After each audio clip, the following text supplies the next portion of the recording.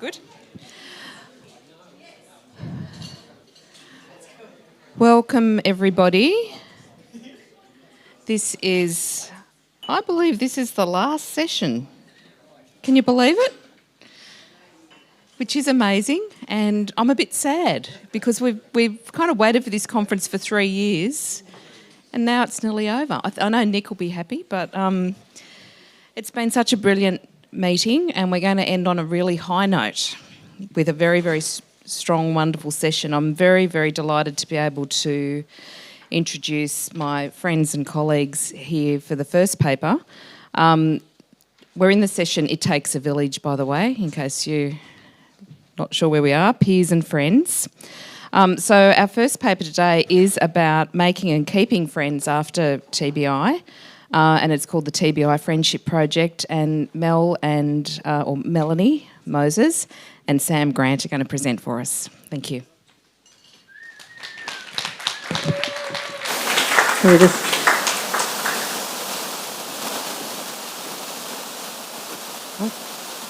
There we go.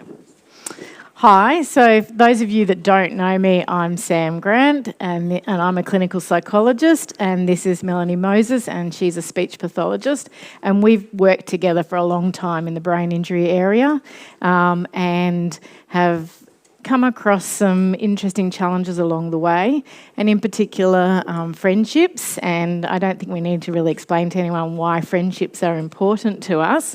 I wanted to just start by thanking our colleagues Dr. Leanne Torr and Dr. Melissa Brummer from the University of Sydney, who've helped us with this project, and also particularly to a number of our clients, participants who've shared their journeys with us, and some of them are here in the audience today, and you'll see them on the screen and you'll hear from some of them. So they've made our journey extremely easy to do this project. Along the way, I think for those of you that have heard Dr. Feeney throughout the day, throughout the conference, I think that resonates so well with our project, and this is a practical approach to helping people develop friendships and achieving their goals and what they want to be and meaningful purpose in their life. So, this is me. So TBI can affect your friendships in many ways, and some of these challenges include poor turn-taking, difficulty thinking of what to say, difficulty sticking to a topic, making it hard for the other person to follow what you're saying things without thinking and then causing offence, difficulty keeping track or remembering what someone has said in a conversation, trouble understanding jokes or innuendo, difficulty seeing things from other people's perspectives, trouble deciphering other people's body language, and many people find it really hard to be motivated to engage with friends, especially if their mood's really low, and they might get easily upset or frustrated. So how can we help someone to make new friendships? Well, we can focus on their individual challenges, which we might do in therapy, such as speech therapy or psychology sessions. But evidence suggests, and what we've heard today, is that we learn from experience and opportunity in context, and from doing this often and in varied settings. And there are some really great support groups out there, we've heard from some of them today, to develop with opportunities to develop friendships, such as through amazing organisations like Synapse or Heads Together in the paediatric arena. However, meeting new people is one thing, and developing skills to build and sustain connection is another.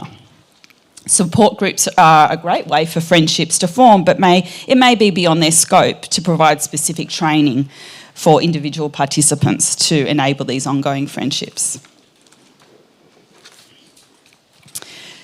Friendships are sometimes addressed in clinical settings through therapy groups and working with existing friends and family members. But it can be difficult to address these friendship skills in a therapy session where it can be challenging to replicate more natural interactions. It might be also hard to bring existing friends into the therapy arena. So even though we know it's really important to work on, sometimes it just goes into the too hard basket. We hope for the best. And unfortunately, there's no sort of Tinder app for swipe right or left for a friendship. They don't magically appear. So our passion, I guess, it says our mission, but I think it's more our passion, was to come up with an opportunity to facilitate interactions between pairs of people with traumatic brain injury. So we both noticed that we had individual participants that we really thought would connect with each other, and how could we make this happening? We were hearing the same stories or similar stories and thinking about what can we do to enable these people to actually meet each other, but also, as Mel said, in terms of the communication challenges, then thinking what opportunities can we create to address some of those social and communication skills and motivate it in a more naturalistic setting, which we know is going to be the most effective way to achieve those outcomes.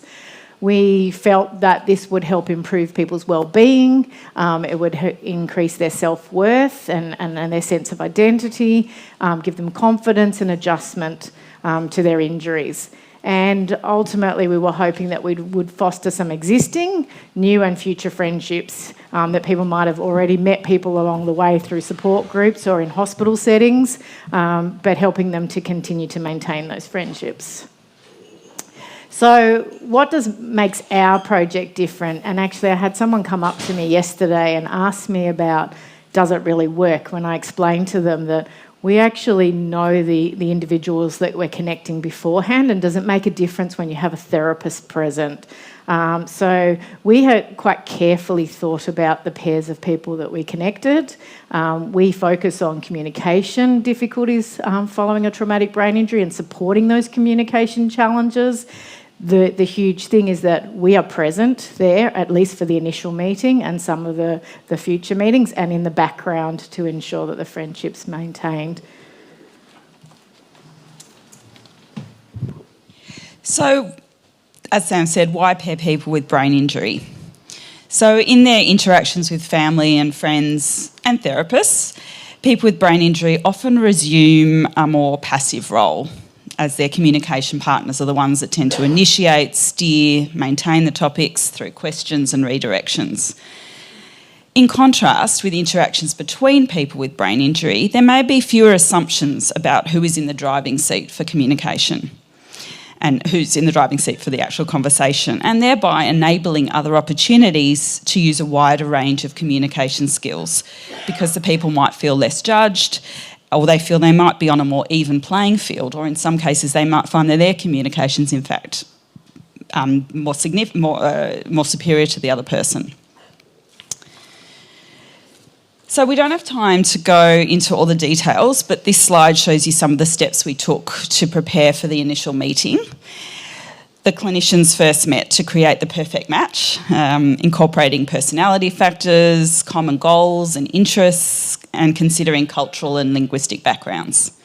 Considerable time was spent with the clients individually to prepare and promote confidence for this first meeting, to really set it up for success.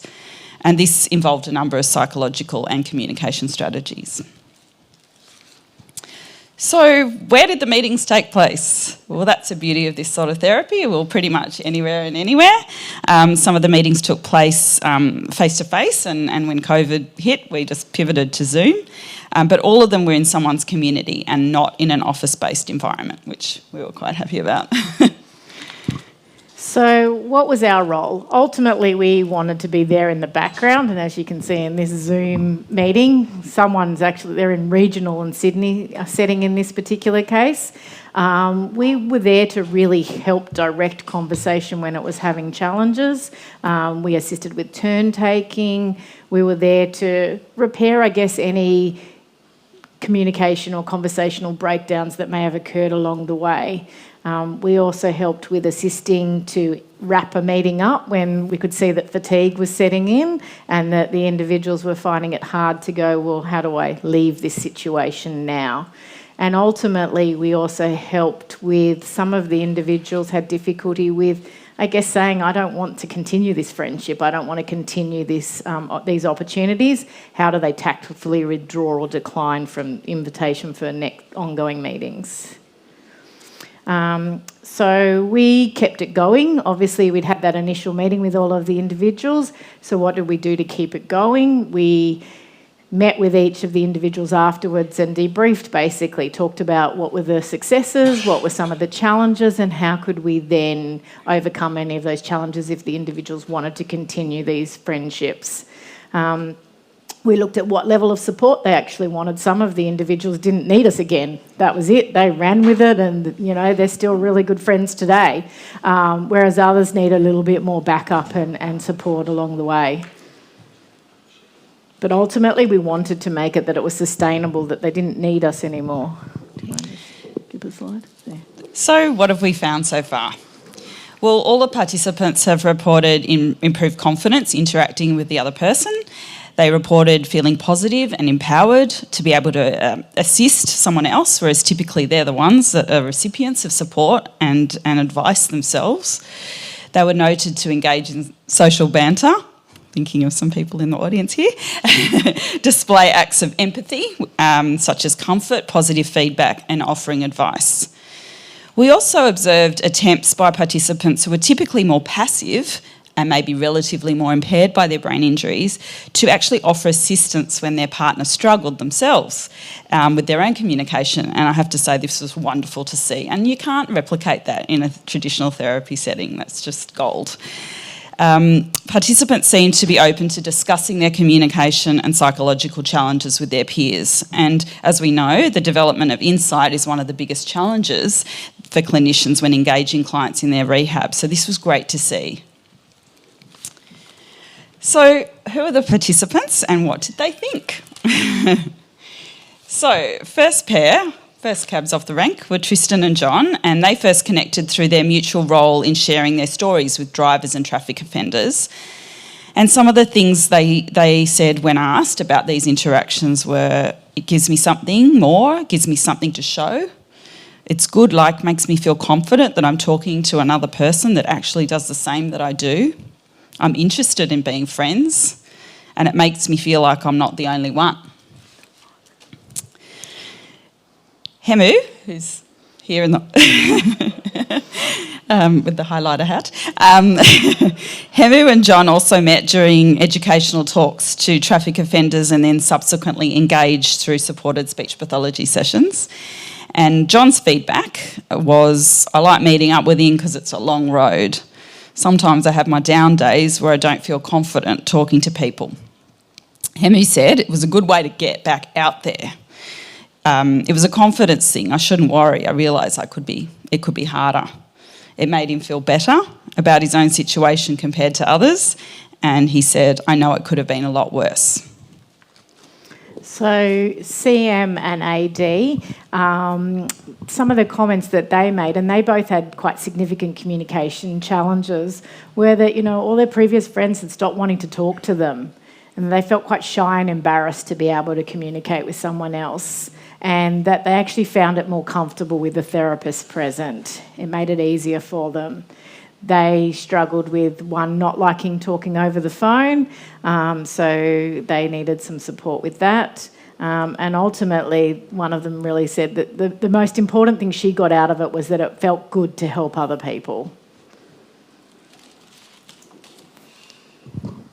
So Bill and Hemu, who are here in the front row today, were introduced to each other via Zoom speech pathology sessions, and this fostered a successful connection which was reinforced through their participation in the CPA Challenger program, which was a joint venture with iCare and the Cerebral Palsy Alliance.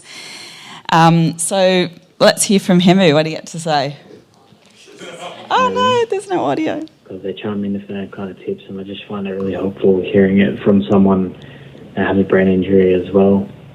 And I liked having the Zoom sessions with Bill and Mel beforehand, because it made it more comforting to meet in person for the CPA Challenger group.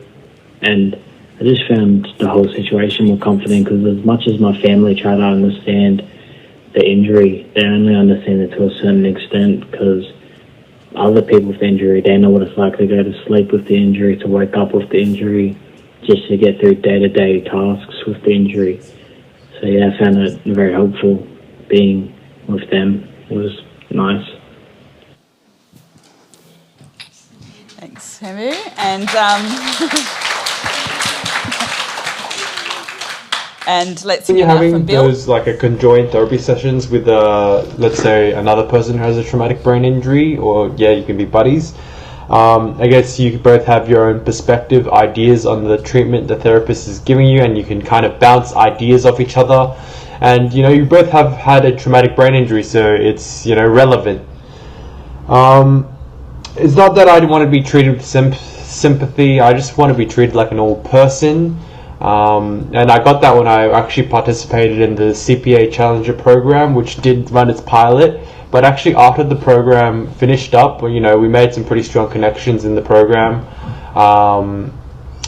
And we actually started a Facebook group just to keep the socializing going, because we had a good, we had good chat, banter, and we just wanted to keep it going. So we created a Facebook group. And we organize a meetup every month, and we chat every week actually. It's been really good. I think it's good to practice for the skills of communication and see what other people are working on. Everyone's working towards something bigger and different, and it's good to just again bounce ideas off each other. Just ask for opinions for a different perspective. I guess in the group we also do practice social communication, and we have some good banter, but we still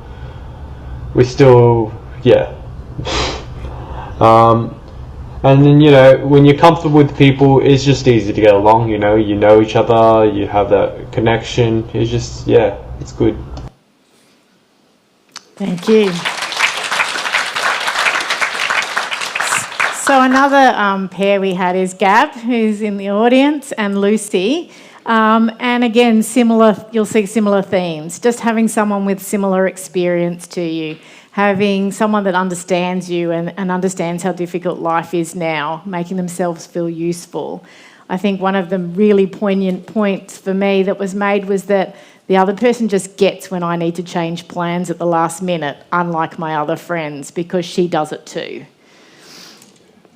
But they didn't have their connection without their challenges. So for both of them, they were pushed out of their comfort zone. One likes to text, one likes to phone. How do you communicate when you've got completely different communication styles? And over the time, just having the process of looking at and us reflecting and talking about the process helped Lucy be able to say, you know what, I need to meet her halfway. I need to change what I'm doing if I want to make this friendship work, where she hadn't done that with her friends that she had prior to her injury. So I think that was a really powerful therapeutic tool for her. And they also wanted some assistance in terms of, what if I find it too much with this person? How do I cope, or how do I address when I actually don't know what to say to this person, or I don't know what to give that person anymore? And so we were able to support that through our therapy processes. Obviously, as we said, COVID was a challenge, but we've all coped with that with telehealth. Our neuroplasticity in our brains obviously works. And as I said before, some of them didn't want to pursue the friendship. I've mentioned up there, we've mentioned risk mitigation. Up until now, we haven't had any issues with any of the friendship pairings in terms of potential, challenges, maybe some aggression or those sorts of things. But we're not without doubt that may happen at some point along the way. Another challenge is obviously funding. We're providing our therapy time in the process to do this, but we're having to justify that this is ongoing therapeutic process, so it takes a lot of therapy time to enable this to happen. So just briefly, where do we go from here? So as you can probably tell, we're pretty passionate about this cause and are inspired by what we've seen in this preliminary stage, and we can see what a valuable therapeutic experience this can be for our clients with brain injury. So we just need funding, I guess, ultimately to recruit more pairs and participants and conduct more in-depth analysis. And from there, what we're really hoping to do is develop a training package to improve clinician skills and confidence in doing this type of therapy. Because ultimately, we believe this is our role, to support people with TBI to develop skills they need to make lasting friendships. I mean, that's one of the biggest issues. So I just wanted to say we're extremely grateful to the support we've been given by Professor Leanne Torr, Dr. Melissa Brunner at the University of Sydney, and we really hope to continue this partnership in the future.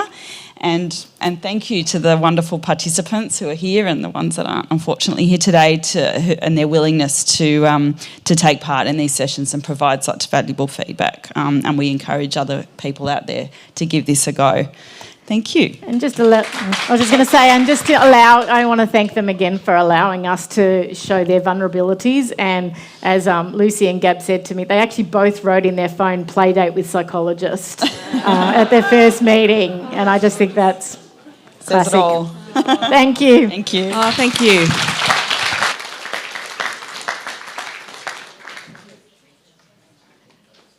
Thank you both for such an engaging and wonderful presentation, and yes, it will continue. I won't take questions just now because I'm really conscious we've got to finish for 5 for the close. So if you can hang on to your question, I'm sure. Yeah, I'm sure they'll be happy to catch up with you. Video of how to do it, because we need the workers at home to do this with our people at home. Yeah. Okay, so now we have Brent and Adrian.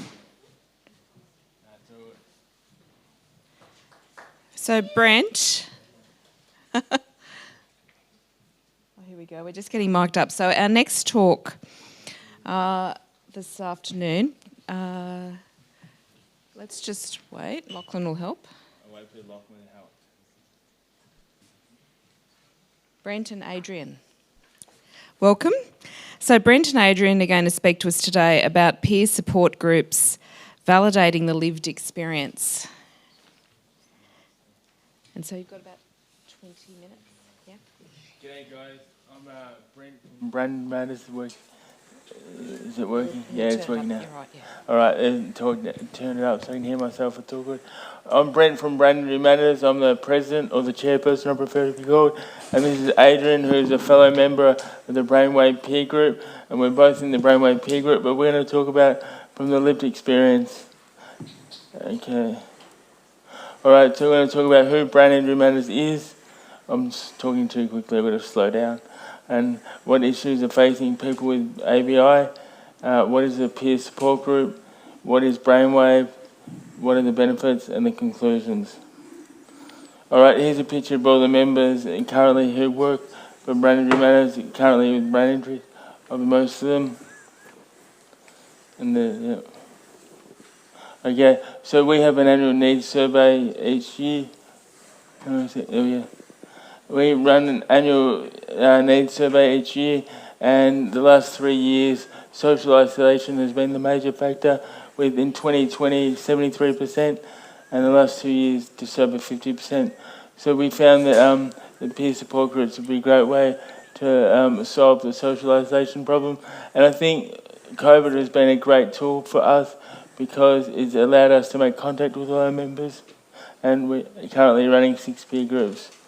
So what is a peer group? A peer group shows benefits from other peers in the group about great ideas, the best advice and safe place to vent, and pretty much friendships and having laughter and not being too serious, which is pretty good.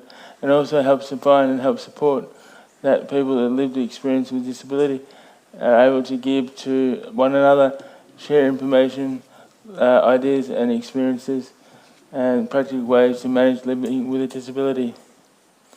Alright, so now I'm going to throw it across to my friend here, Adrian, who's part of the Brainwave group, and he can tell you more about Brainwave.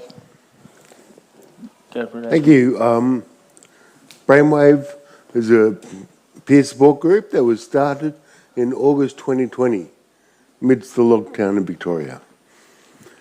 It mainly happens via Zoom, as people are spread all across Melbourne and surrounds, and of course Queensland. During the discussion, we facilitate discussions on communication, initiating, planning and organising, managing frustration and anger, memory, fatigue, relationship skills, strengths, sleeps, budgeting, human rights, surviving the festive season, hopes for 2021 and the following years, And we do laugh a little bit as well, don't we, Adrian? Yeah, and we do have fun. I give him a yes. little bit of crap, not too much.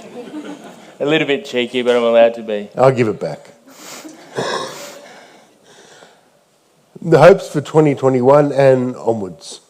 Emotions and ABI. Physicality and ABI empowerment and I'm glad you just disempowerment. read that out because I'd struggle big time trying to keep it all serious and not have a laugh with everyone, but it's all good. Keep going, sorry. Well, we laugh over ABI and we share our stories, benefits, and the risks.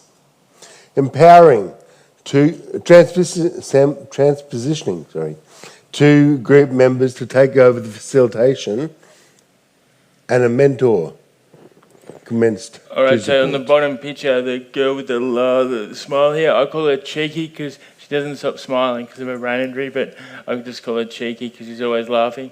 And then the other facilitator, we've got Ryan, we call Rhino, and that's our nickname for him, but that's all good. But sorry to interrupt. I'm not really sorry, but I just thought I'd say it. Be nice. He pretends to be very polite. So the core is that 9 members, which change each week, but 1 member has permanently left the group. Unlucky him, it's all right. No, we met, and it's a part of my week. It's amazing sort of catch up with 10 guys, ladies and guys, and we just talk about stuff going on in our life. And if anyone needs to vent for any frustrations, it's just a good way to build friendships. So yeah, thank you for that. Now, so Adrian's going to keep talking. Go, Adrian. Speaking of Rhino, one of the members, here's a favourite quote of his. If you're feeling lost and want to make a connection with 2 others with similar struggles, then these groups are game changers. I've made some great mates and I'm looking forward to tackling the future. That's from, we call him Rhino. Ryan's, He's a group member. No. He's one of the ones who is taking over facilitating the group, which does give him confidence moving forward. All right, so up to individual benefits. All right, so emotional support, international support, appraisal support, skills, confidence, motivation. I'm speaking way too quickly, I must apologise. Leadership and sound issues, which is pretty good. Now this is the map that we showed. So the bigger, obviously the ones the most important, connection, communications, confidence and friendship. The most important ones are our groups. All right, in conclusions, one effective way is to support and connect with people with ABI, our peer groups, cost effectiveness of connecting people must be considered to be part of the rehabilitative and ongoing supports can and should be run by a group of people with ABI, brain injury. And then also, I just want you guys to all leave here to think that and know that in Victoria, brain injury matters, we're game changers. So thank you. You may clap now.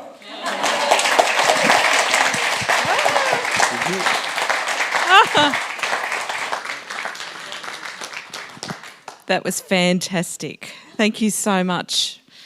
What an inspiring group. And I love that list of all the benefits. Like, there are just so many benefits. And, you know, you cannot get them out of a speech therapy session, you know, or a physio session or a psychology session. It's that peer, you know, collaboration, being together, all being equals. Everyone can have the right to speak, ask questions. I just love it. So thank you so much for sharing. It was really brilliant. You've done a great job. And you helped us make up some time. So double thank you. That's it. So our final speaker is Rowena Mobbs. Hi, Rowena. So Rowena's going to speak to us today. It's a problem shared is a problem halved. Group-based therapy and integrated management in repeat concussion and traumatic encephalopathy syndrome. Thank you. Thank you very much. You're okay? Oh, no, now you can. So yeah, I'm Rowena Mobbs. I'm a cognitive neurologist. So I work at the coalface seeing patients with repetitive mild traumatic brain injury, post-concussion syndrome, post-traumatic migraine, and traumatic encephalopathy syndrome. I work at Macquarie University Hospital, and I'd like to acknowledge my good colleagues, Mr. Eamon Brown, who's here, and also Professor Roger Chung, who's also at this conference as well, of course. And we've set up this year the Australian CTE Biobank to research patients coming through the clinical program. So, as you all know, sports-related concussion, and we'll just mention that sports is only around 20% of concussion, of course. This is around $50 million annually cost to the country. It doesn't encompass the non-sporting costs, it doesn't encompass the personal and community costs that individuals face. And in particular, as I've mentioned, I'm very passionate about post-concussion syndrome, CTE, and other complications of concussion, which are yet to be estimated economically. Of course, in the media, CTE's rife, there's concern about it. Having the potential for CTE, I acknowledge, can be alarming and isolating for patients. So we're trying to find that middle ground to welcome patients into the clinical program and provide them support through programs such as Concussion Connect, to sort of debunk some myths around it, also provide non-alarmist care and support and acknowledgement that we cannot be ultimately certain that someone has CTE in life as yet. It was established in 2020 as a cost-effective outreach program to combat this unmet need. And as we've heard about already, there are wonderful group programs in mild traumatic brain injury, sharing the experiences, reducing isolation, sharing the lived experience, and focusing on group and individual or paired intervention is wonderful. So we acknowledge this, and we've just extended it to repetitive head injury in this real-world setting. If we just focus on CTE momentarily, so traumatic encephalopathy syndrome is the in-life clinical correlate to chronic traumatic encephalopathy, this type of dementia. Make no mistake that, as you can see, the brain on the left, see, left and right, even I find it hard. On the right, there is a loss of volume of that brain. It is a degenerative condition, very sadly, and like any other type of dementia. Outlined here are the 13 sports documented to have CTE in their population to different degrees. There's much research to be done in this population, but very importantly, CTE occurs in other settings. Defence. We think there could be risk in occupations like mining, manual labour, building, for example, patients with repeated falls, domestic violence, of course, and we have patients with repetitive head-banging behaviour, which induces 100 or more concussions is what we're kind of talking about over at least 10 years, maybe 20 or 30 years of repetitive head injury. So this remains a voluntary support program. We're yet to receive our seed funding. We will passionately work forward towards that. It's a group of neurologists, neuropsychologists, clinical psychologists with experience in TBI, and researchers, along with patients and families. So a really diverse group, which is lots of fun. It's a group focused on solutions, group-based solutions, finding that together, sharing understanding. I've learnt so much from my patients, and I hope vice versa. It's an integrated management approach of suspected traumatic encephalopathy syndrome and CTE, not confirmed, only suspected. So it's a very open, symptom-based approach. It aims to reduce the isolation, to ameliorate symptoms, modify dementia risk going forward. So looking at the 12 modifiable dementia risk factors, like smoking, alcohol, etc. In those with neurocognitive impairment at an early age, patients are typically in their 40s, 50s or 60s. So very young patient to be facing dementia. We meet every second month at Macquarie University Hospital on campus in a really calm, modern, I think nice, fun environment. These patients have neurology referral at the minute, generally more than 10 years of repetitive head injury or more than 10 concussions in general associated with symptoms, which I'll go through, the cognitive, mood or behavioural disturbance, and very often post-traumatic migraine. As I've mentioned, these are possible or probable test patients. And we have confirmed that this is a broad reach, we think cost-effective program, as is intuitive with these types of approaches. So what's our formula? So we have two separate rooms. We have neurologists at least two therapists, so a neurologist and neuropsychologist typically, in one room leading patients, the minds, and in the other room we have separated the family and carers or support people, the minders, again with a neurologist and neuropsychologist to kind of facilitate, not to take over, not to dominate, not to be didactic in the teaching, but to just be part of the group. That being said, we do have often a beginning with set topics at the start of the evening. So we might look at migraine and strategies around care. We might look at substance use disorders or sleep, for example, or PTSD. We talk in a circle. So the chairs are arranged in a circle. So we kind of synthesise the wisdom. There's often chocolate in the middle. We've all had decent coffee beforehand as well. And this benefits the wider group. And by no means, I think we've got, Wendy has participated in some of these as well, been there present, you've witnessed some of these. It's all very confidential, it's all very welcoming, and no one is expected to talk. They can just be present. I mentioned the coffee, that is super important. That's why we need funding. It's fun, it's social. Often there's kind of a halfway point. So our sessions might go for 2 or 3 hours and we have a little halfway intermingle as well.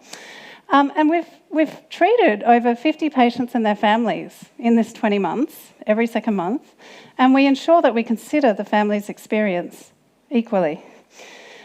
And, they work of course it's a dynamic. If you treat the family well, you treat the patient well, I think. What are the common concerns? Well, we're talking about cognitive decline in usually a frontotemporal type pattern with episodic memory impairments, learning difficulties, dysexecutive functioning, eventually global impairments, and eventually, in severe cases, Parkinsonian features. Mood disorders are common, so anxiety, depression, suicidal ideation, PTSD. So, as you all know, a complex group. And also the behavioural dysregulation, so explosivity, impulsivity. We often hear about rage attacks, so road rage, supermarket rage, as I call it, so someone's in front of you in the queue. That's very frustrating, a sense of injustice that triggers this aggression in patients. Substance use disorders are common, maybe around 30 or 40% of our group to a degree, but also this cycle of head injury that we must intervene for. So this domestic and family violence in those who, in those with head injury, who are impacting their families in that way, and then continuing the cycle of head injury in the families and often young children. I'll go through some quotes of our patients firstly. So they might say, typically, we've recorded this qualitative data, I have memory issues, outbursts, I'm angry all the time, it's not me. No one sees what's in your head. It is less humiliating to ask than to suffer in yourself. So that's what they've learned. It's okay to make mistakes. I've got more confidence coming back in a different way now that is safer for my family. I'm not any less of a person now. You'll always learn to make something good about these things. If I can help prevent someone from committing suicide just by talking, it will be worth it. In our carer groups, he's impulsive. He doesn't think through what he says. He argues a lot. I said to him to go and get help. And strategies. I post positive messages around the house to do yoga, meditate, medications. There might be, for example, a safe, quiet area. Many of the head injured people have experience with, photophobia, so light that can trouble them, or phonophobia, sounds bothering them. So that quiet, safe space is important to get away to. And the carer will say, you recognise your shortcomings, you learn strategies, you work out what works and what doesn't. And it's great for the therapist, for the researcher, for the neurologist, the neuropsychologist. When someone experiences PTSD, their alarm system stays on all the time, so there's this educational factor. I hope you can take away this session into life at home. Try and implement at least one action, just one, and something you can take that is new. So these are not things that you typically find set in a textbook. It's something you learn qualitatively and naturalistically. So where are we hoping to go with this? Well, we're hoping to expand this year, in fact, to the Illawarra, the Women's Health Centre, who have funding now for the Women's Trauma Recovery Centre, recognising the incidence of head injury in those survivors of domestic and family violence. We're also hoping to work with Men of League in their membership. Many people around the country will have played footy for 20 years and have a history of 10 or 20 or 30 or 50, 100 concussions. Recognising too that it's the subconcussion burden that's important in traumatic encephalopathy syndrome and CTE. So it's the repetitive little knocks without symptoms necessarily that can associate with CTE. So the number of years exposure. We're hoping to recruit not only within neurology clinics, but eventually expand to primary care to be cost effective and hopefully engage appropriately using this program expansion to help those with a repeated mild traumatic brain injury. We have utilised telehealth already during the COVID pandemic. We'll focus on that outreach as well to remote regional and rural areas. And we're hoping to develop and provide educational and training materials so that we can expand and scale up. All we need is one neurologist, one neuropsychologist or similar to adapt and expand this model. And we're hoping for seed funding. And beyond this, of course, we hope to translate the qualitative data into quantitative data or semi-quantitative and really look at clinical outcomes and benefits to the country and a national registry input, hopefully.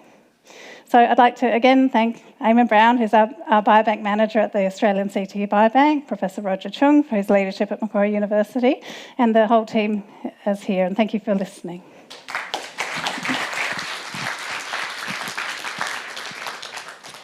Thank you, Rowena. We do have probably a few minutes for questions. If people have questions for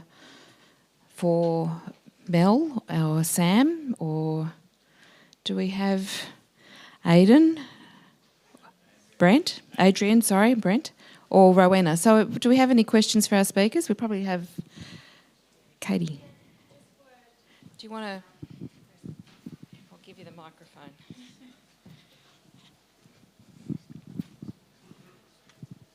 Thank you. Yeah, just for the first two presenters, I'm sorry, I can only remember one of your names, Mel and Sam. It came up in another session earlier around those people with ABI who just really hate anything that's labeled disability or support groups or things like that. And I'm just wondering if it came up at all with your clients, if they found that much more palatable, I guess, being paired with one person versus being in a quote unquote disability group. You can ask some of the participants. Yeah, actually. Absolutely, yes. I'm only new to having a brain injury, and Lucy and I were very staunch in our work careers, so to be called disabled was something that we both really didn't like. I don't like at all. Oh my God. You said I'd end up with a microphone today, you did, didn't you? So for Lucy and I, we've become really great friends, and to have someone that is going through or has any understanding of what we're going through is phenomenal. And we ran with it. We're great mates. We're helping each other via text and FaceTime and all of this stuff. It's awesome. So yeah, definitely. Thank you. I don't even know how this happens. Because you're good at it. I'll just add to that. There were two of the pairs. One particular who'd been historically very resistant to any disabled-looking groups, even when he would be maybe more disabled than the other people. And so this has been a really subtle way of introducing that peer support. And I don't think he overtly realises that that's what's actually happening. And one of the other pairs, the female couple, she gets quite traumatised by looking at other people, will not go to a group, but this has been another option for her. So, yeah, it's good that you pointed that out. Do we have any other questions? Yes. My question are for the two gorgeous men from Brain Injury Matters. I've been involved with Brain Injury Matters for some time. The peer groups are a recent development of Brain Injury Matters. Do you see the peer groups as adding to the worth of Brain Injury Matters, or do you see the involvement of peers? Is the involvement of peers at the top of the organisation of these peer groups, or is it able-bodied led? I think the peer groups have come from obviously the needs surveys to what the people wanted, but also come from a lady that runs a group called By Accident. And By Accident really does what a peer group does. So we've got project workers doing your job. So I think you know that yourself, but thank you for the question.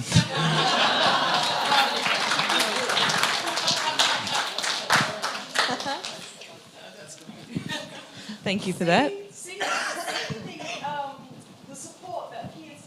That's it. That's it. Well, I think there's a real theme in this, isn't there?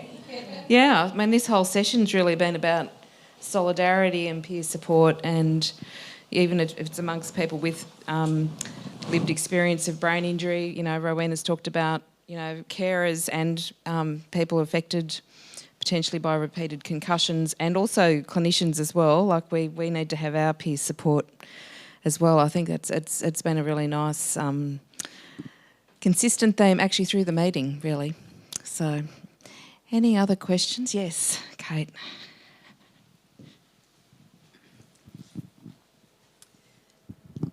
Less of a more of a question, more congratulations really for Brent and Adrian, and I've been to the peer groups and there's quite a few. There's I think 6 different ones, and they've got fantastic atmosphere, and they're just it was very privileged to get to be at the group. And I just feel as well to have you here. I think it would be amazing if you could just mention the app that you've developed as well, because I think there'd be people here that would love to hear about it. There's wonderful camaraderie in the groups, and they've been developed quite well. The app that you mentioned, thank you for mentioning it, is called ABI Wise. We developed it. Apparently not. It's ABI Wise. Don't mention my project. Mention yours. Are you talking about cyberability? Yeah. No, your app. Okay. We developed an app a couple of years ago for people with brain injuries called the ABI Wise app. There you go, Adrian. You can talk about it a bit more. Yeah. All I really know is the name. No, it's a very good app. It's got its. I'm sure we can find it, but it's very good because it shows the recognition of people. There are stories there, and there's videos, and there are different activities you can do, and you can relate to people, and it relates to the brain injury community as a whole. But more specifics, here's Brent.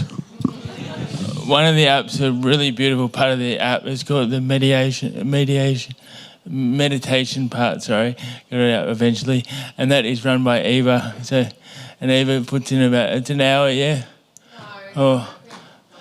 Whatever. But, yeah, part of the app is different ways of supporting the brain injury and your brain injury journey, because everyone's different and what they need. Now I'm struggling to talk as well, which is rare. So you can download it, it's free, and it's for the brain injury community, by the brain injury community. Yeah, and the other app I wanted to talk about was cyberability. A few years ago, I think it was. Yeah.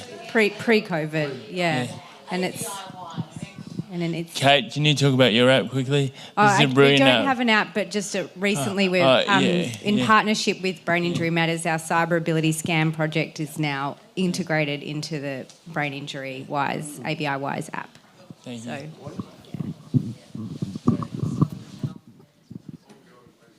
Thank you for asking that very good question. So we're all going to look up ABI Wise.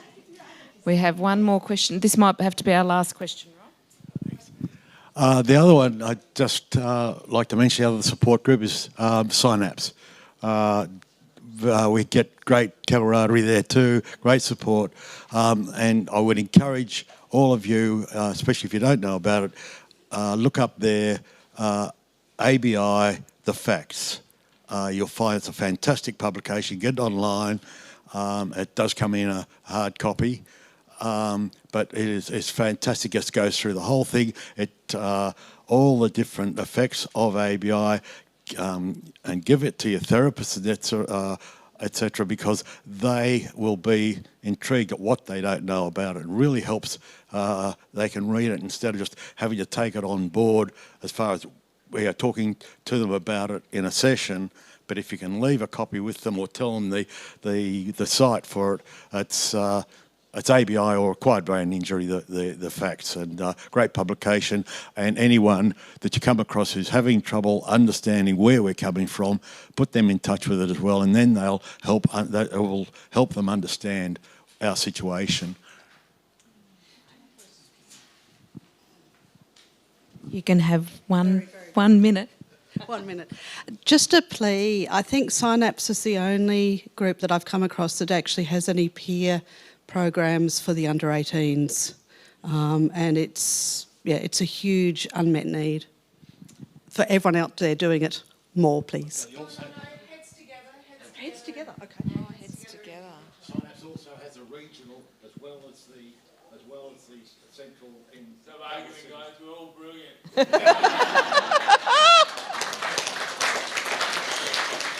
And on that note, I think we will end. I don't think I could finish any better than thinking we're all brilliant. So thanks so much. Let's head off to the close ceremony, hey? Thank you.